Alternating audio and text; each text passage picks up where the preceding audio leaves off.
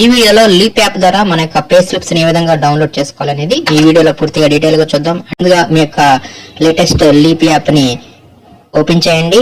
వద్ద మన యొక్క ట్రెజరీ ఐడి ఇవ్వాలి. తర్వాత ఈ లీప్ యాప్ లో మన యొక్క పాస్వర్డ్ ఇస్తాము. ఇచ్చేసేసి లాగిన్ అవ్వాల్సి ఉంటుంది.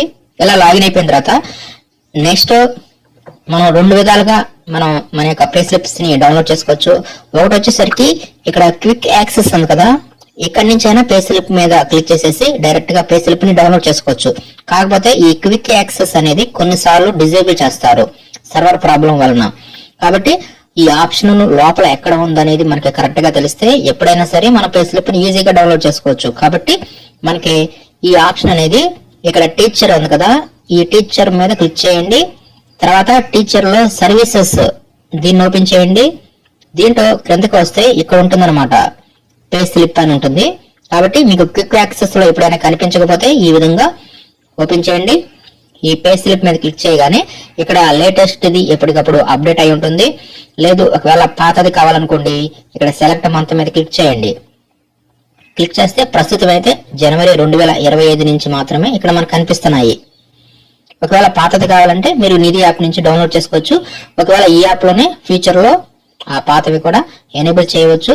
కాకపోతే ప్రస్తుతం అయితే మాత్రం జనవరి 2025 నుంచి ఎప్పటికప్పుడు లేటెస్ట్ గా అప్డేట్ అనేది ఇక్కడ కనిపిస్తుంది. కాబట్టి మనకు కావాల్సిన మంత్ ఇయర్ ని సెలెక్ట్ చేసుకుని గో మీద క్లిక్ చేయాలి.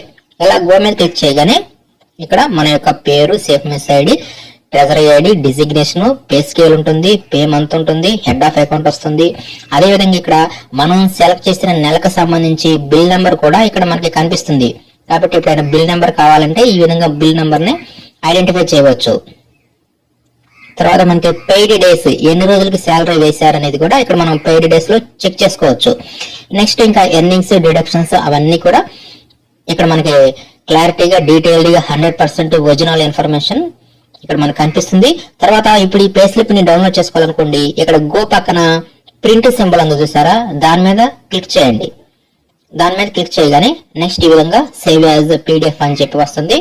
తర్వాత మీరు ఏం చేయాలంటే ఇక్కడ పీడిఎఫ్ ఉంది కదా, ఈ డౌన్లోడ్ పీడిఎఫ్ అన్నమాట, దీన్ని ప్రెస్ చేయండి. దీన్ని ప్రెస్ చేయగానే ఈ విధంగా ఫైల్ నేమ్ అనేది ఇక్కడ వస్తుంది. దీనిని మీరు మార్చుకోండి. కావాలనుకుంటే ఏప్రిల్ పే స్లిప్ అనుకోండి, దీన్ని మీరు ఏప్రిల్ పే స్లిప్ అని చెప్పి ఈ విధంగా మీరు ఫైల్ నేమ్ అనేది మార్చుకోవచ్చు, నో ప్రాబ్లం. ఈ విధంగా పేరు మార్చుకున్న తర్వాత సేవ్ చేయండి. సేవ్ చేస్తే ఇక్కడ డౌన్లోడ్స్ అనే ఫోల్డర్ లోకి ఈ ఫైల్ అనేది ఇప్పుడు డౌన్లోడ్ అవుతుంది అనమాట. మీరు ఇప్పుడు సేవ్ మీద క్లిక్ చేయండి. సేవ్ మీద క్లిక్ చేస్తే ఈ ఫైల్ అనేది డౌన్లోడ్స్ అంటే మన యొక్క మెమరీ కార్డ్ లో డౌన్లోడ్స్ అనే ఫోల్డర్ లో ఈ పే స్లిప్ అనేది డౌన్లోడ్ అవడం జరుగుతుంది. నెక్స్ట్ మీరు ఫైల్ మేనేజర్ ఓపెన్ చేయండి. ఈ ఫైల్ మేనేజర్ ఓపెన్ చేస్తే డైరెక్ట్ గా రీసెంట్ ఫైల్స్ లో కూడా మీకు ఈ పే స్లిప్ అనేది ఇందాక మీరు ఏ పేరు అయితే ఇచ్చారో అదే పేరుతో మీకు పే స్లిప్ అనేది డౌన్లోడ్ అయ్యి ఉంటుంది అనమాట. పీడిఎఫ్ లో ఉంటుంది. దీన్ని ఓపెన్ చేయండి. దీన్ని ఓపెన్ చేసేసి మన యొక్క లేటెస్ట్ పే స్లిప్ ని ఈ విధంగా మనం పీడిఎఫ్ లోకి డౌన్లోడ్ చేసుకోవచ్చు.